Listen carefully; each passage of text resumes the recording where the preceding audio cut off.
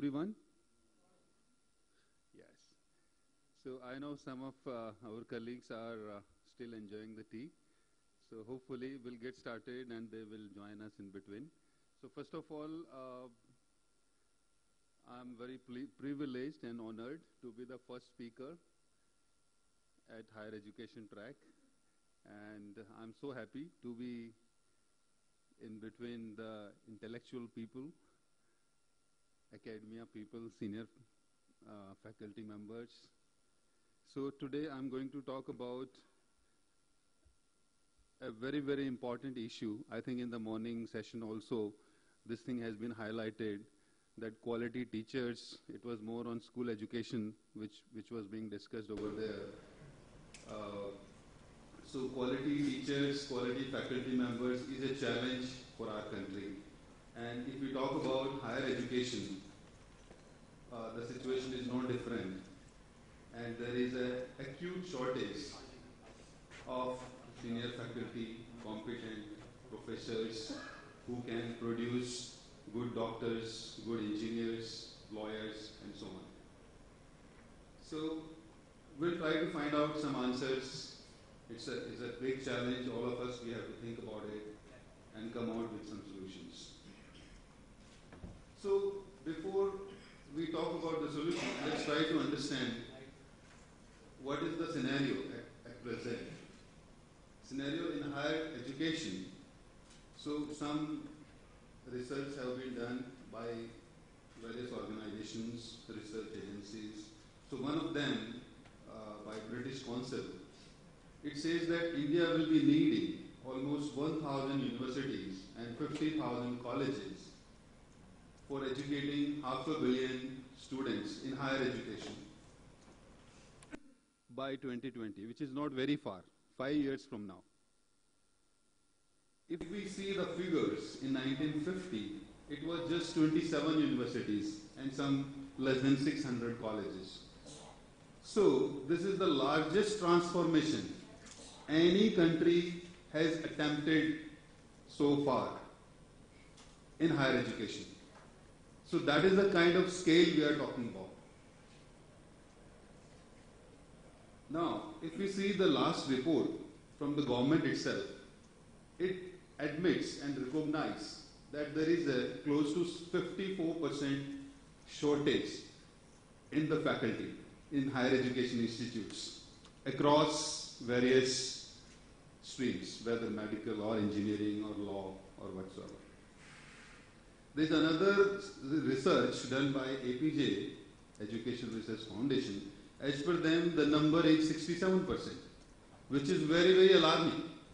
And we are trying to build a skilled country in higher education, and we are talking about a scale of 500 million students, and we are managing just with 33% faculty members. If we talk about faculty cum student ratio, even our most premier institutes, our IITs and IIMs, are not meeting the guidelines set by the regulatory bodies like AICTE and UGC. So forget about the ordinary colleges. So where we are intellectual power, we aspire to lead the world with an intellectual capabilities we have, but without the competent, experienced faculty around, how can we do that? Recently, you must have read in newspapers or must have heard that Infosys chairman, Ms. NRN, had said that the quality of faculty in engineering is abysmally low, hopelessly low at present. So where are we heading actually? So this is a huge, huge problem. And this is across, not only in technical education, whether it is medical or law or any other professional education we are talking about. So now, all right, so we talked about there is a huge problem, there is a huge shortage of faculty members. Now, how do we address it?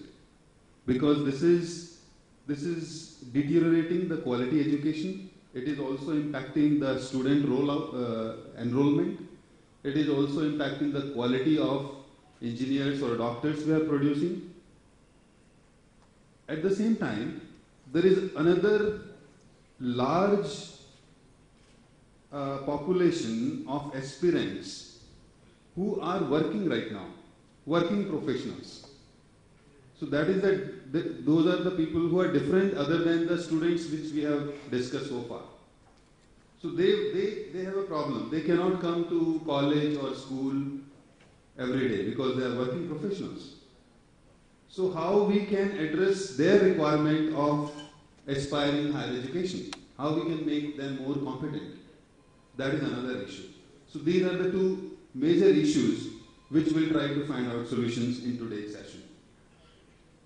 So on one side, it's a much bigger domain where policymakers have to think that how to groom faculty, how to retain faculty, how to motivate people to go into education, become professors and get commitment over there. So that is a bigger area. Of course, our policymakers and government has to look at it. But at the same time, can technology help? Can we do something with technology? So, answer is yes. But how effective is that? Let's discuss one or two scenarios. I'm sure most of participants here must have utilized something or other. So let's think about using an e-classroom solution or e-classroom software-based solution, which I'm sure is being used at many places. So as far as the primary education is concerned, or basic level of education is concerned, as far as the mass involvement of people is concerned, it is helpful and we need such tools. But at the same time, if we are talking about the higher education, is it effective? The answer, unfortunately, is no. Because first, the professor is not able to see what the students are doing. Are students engaged, interested, not interested? At the same time, other students are not able to see that what kind of questions or problems are being asked by other students. So altogether, the classroom experience is missing, which makes it totally ineffective. Now it depends on the students if they want to do some self-study. So it is left on that. Okay. Then there is another solution, video conferencing. I'm sure much has been talked about it, and some of you must have used it. But again, you already know that how much we are getting out of it. Again, using a senior faculty, if we want to use it at multiple classrooms, at multiple locations, we use a video conferencing, right? But again, that's not effective. Again, the professor is not able to see students. Students are not able to hear what their fellow students are asking about. Teacher is not able to show some project work if he wants to share. Not able to use a whiteboard. So again, not effective. So is there any way out left? And I'm happy to say that yes, there is a way that we can still reduce the need of experienced, good professors from 50 to 80% if we use the right technology solution. Now, what kind of technology solution it has to be?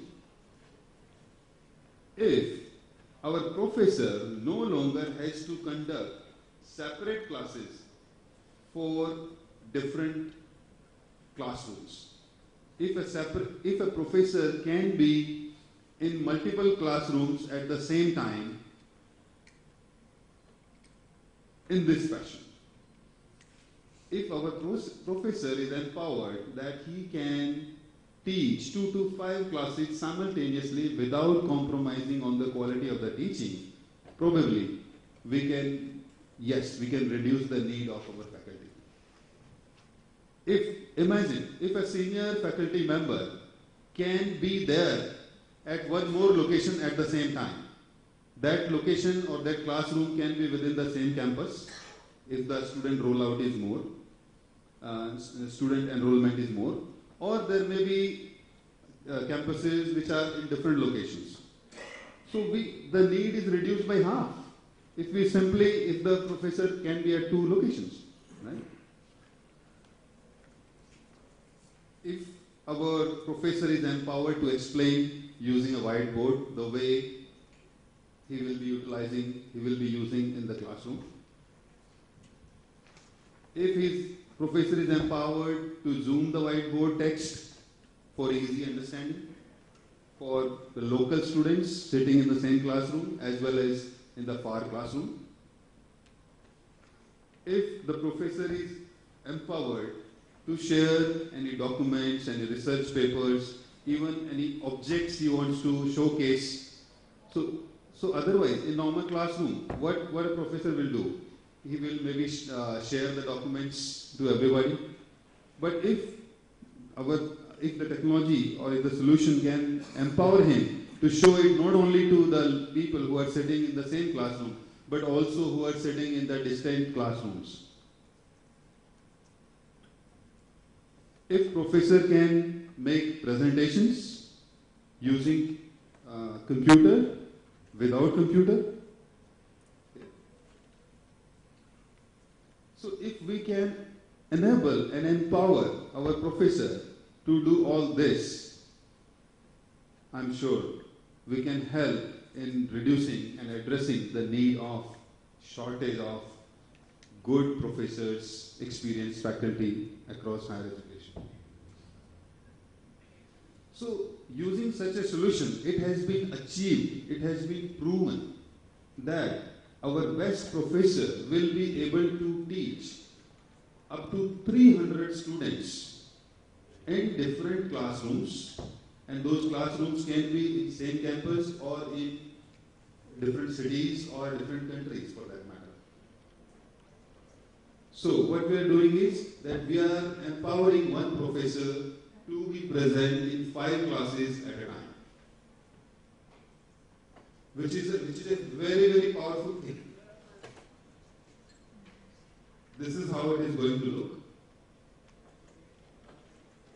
So there is a professor location, as you can see. Professor is teaching, everybody can see him, he can see everybody.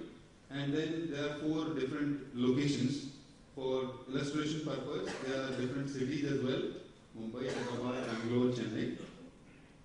And as you can see, the professor is visible to all the locations as if he is there in their classroom itself, full lifelike as he is there in the classroom. So for everybody, he is like just being there.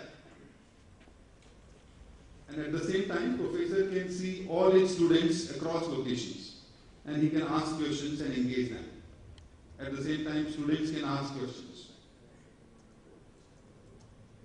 You can conduct classes which can be behavioral without using any PCs, or PCs can be used.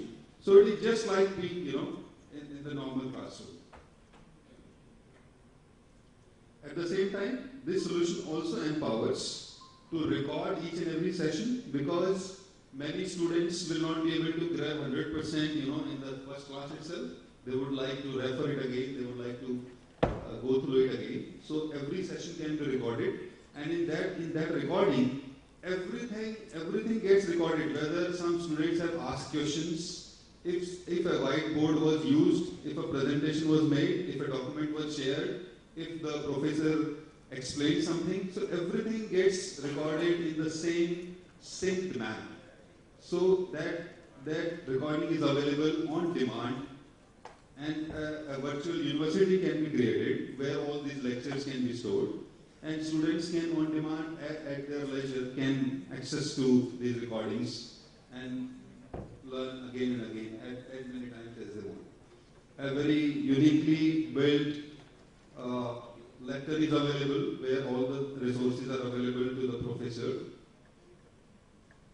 A uniquely built table is there where students can ask questions, can give feedback, can be part of the entire discussion, whether they are present in the same classroom or any other classroom.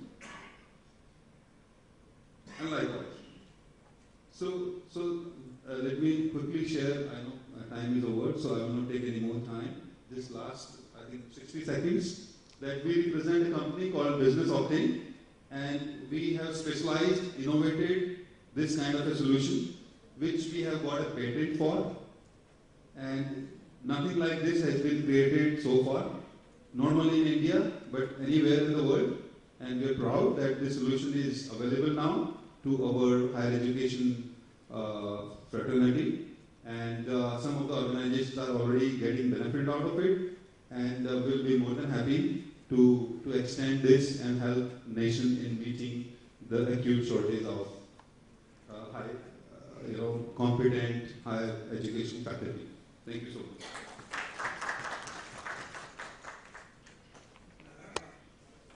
I have two questions.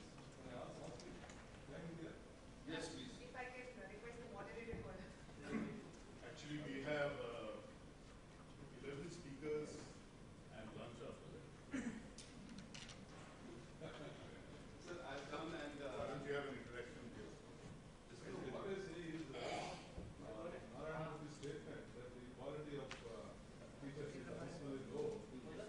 So identify what is the quality? What is he expecting from the IIT faculty?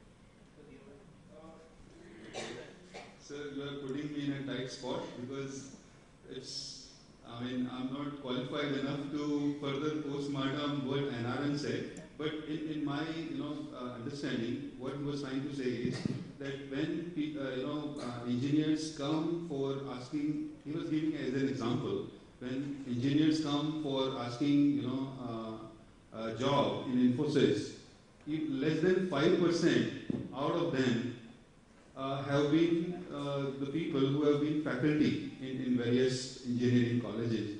And he said that they have not been able to compete even with their own students. So the kind of quality, answers those people were giving were not up to the mark. I think this is what he was trying to explain. Sir, you may be right. I think it was more of a general statement. You may be right, sir. Yes, sir.